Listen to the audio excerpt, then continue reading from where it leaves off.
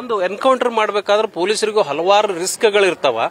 ಇಂಥ risk ತಗೊಂಡಂತ police ಇಲಾಖೆಗೆ ಏನ್ ಹೇಳ್ತೀರಿ?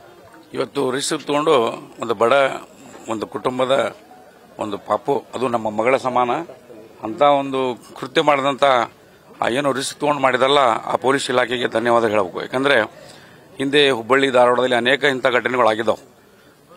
ಅವಾಗ ಇಂಥವೆಲ್ಲ ಕೆಲಸ ಮಾಡಿದ್ರೆ ಇವೆಲ್ಲ ಹುಬ್ಬಳ್ಳಿ ಧಾರವಾಡದಲ್ಲಿ ಹಾಕಿದ್ದಿಲ್ಲ.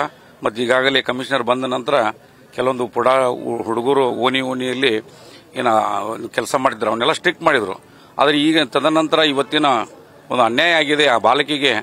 ಆ ಒಂದು ತಂದೆ ತಾಯಿಗೆ ಬಹಳ ಒಂದು ಏನು ಹೋರಾಟ ಮಾಡಿದ್ವಿ ನಾವೆಲ್ಲ, ಸಂತೋಷ್ ಚವ್ಹಾಣ್ ಅವರ ನೇತೃತ್ವದಲ್ಲಿ ಮತ್ತು ಮುಗಳಿ ಶೆಟ್ಟರ್ ಅವರ ನೇತೃತ್ವದಲ್ಲಿ ಈ ಒಂದು ದೊಡ್ಡ ಹೋರಾಟಕ್ಕೆ ಒಂದು ಜಯ ಸಿಕ್ಕಿದೆ. ಪೊಲೀಸ್ ಇಲಾಖೆಗೆ ಧನ್ಯವಾದಗಳನ್ನು ಹೇಳ್ತಾ, ಮುಂದೆ ಆ ಬಿಹಾರಿಗಳು ಇರಲಿ ಮತ್ತೊಬ್ಬರು ಇರಲಿ ಅಂತವ್ರನ್ನು ಕೆಲವೊಂದು ಏರಿಯಾದಲ್ಲಿ ಮನಿ ಮಾಡ್ಕೊಂಡಿದ್ದಾರೆ. ಯಾರ್ಯಾರು ಅದಾರ ಅವ್ರನ್ನ ಸಂಬಂಧಪಟ್ಟವ್ರನ್ನ ಪೊಲೀಸ್ ಸ್ಟೇಷನಲ್ಲಿ ಕರೆಸಿ ಅವ್ರನ್ನ ಹುಬ್ಬಳ್ಳಿ ಧಾರವಾಡದಿಂದ ಹೊರಗೆ ಹಾಕುವಂತ ಕೆಲಸ ಮಾಡಿದ್ರೆ ಇನ್ನೂ ಹುಬ್ಬಳ್ಳಿ ಶಾಂತತೆಯಿಂದ ಇರ್ತೈತೆ ಅಂತೇಳಿ ಈ ಸಂದರ್ಭದಲ್ಲಿ ನಾನು ಬಯಸ್ತೇನೆ. ಹೋರಾಟನೂ ಇನ್ಸ್ಟಂಟ್ ಆಗಿತ್ತು. ಒಮ್ಮಿಂದೊಮ್ಲೆ ಸೇರಿದಂತ ಆಕ್ರೋಶ, ಒಮ್ಮಿಂದೊಮ್ಲೆ ಸೇರಿದಂತ ಹೋರಾಟಗಾರರು ಜಸ್ಟಿಸ್ ಕೂಡ ಇನ್ಸ್ಟಂಟ್ ಆಗಿ ಸಿಕ್ಕಿದೆ. ಇದು ನಿಜವಾಗ್ಲೂ ಕೂಡ ಒಂದು ಕರ್ನಾಟಕದ ಮಟ್ಟಿಗೆ ಯಾವತ್ತಿಗೂ ಕೂಡ ಮರಿಲಾರದಂತ ದಿನ ಅಂತ ಹೇಳಬೇಕು.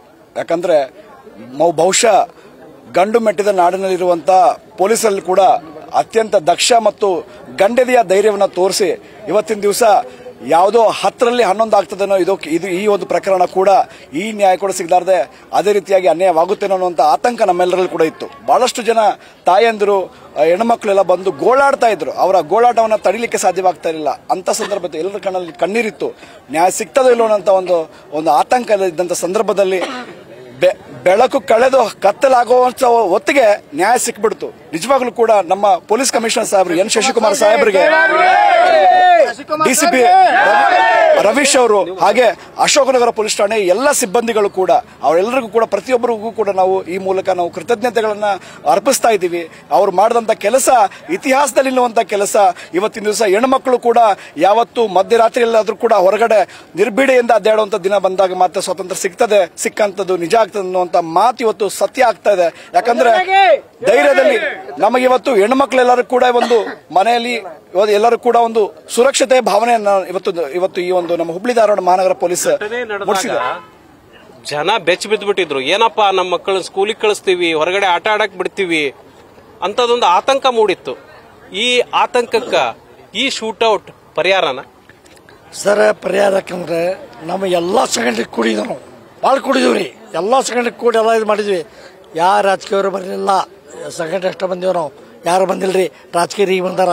ಆದರೂ ಸರ್ ಹುಬ್ಬಳ್ಳಿ ಧಾರವಾಡೊಳಗೆ ನಮ್ದು 58 ವಯಸ್ಸು ಸರ್. ಇಂಥ ಕಮಿಷನರ್ ಸರ್ ನಮ್ಗೆ ಎಲ್ಲಿ ಸಿಗೋದಿಲ್ಲ, ಯಾವತ್ತೂ ಸಿಗೋದಿಲ್ಲ ಸರ್. ಯಾಕಂದ್ರೆ ನಾವು ಹೋರಾಟ ಸಂಬಂಧ ಅವರು ಅಟ್ಯಾಕ್ ಮಾಡ್ರಿ ಅಂದ್ರೆ ಅವ್ರಿಗೆ ಅವ್ರ ಮಂತನಿಗೆ ಅವ್ರ ಕುಟುಂಬಕ್ಕೆ ಎಲ್ಲರಿಗೂ ಒಳ್ಳೇದಾಗಲಿ ಅಂತೇಳಿ ನಮ್ಮ ನ್ಯೂಸ್ ಫಸ್ಟ್ ನಿರ್ಭೀತಿಯಿಂದ ನಿಮ್ಮ ಪರವಾಗಿ.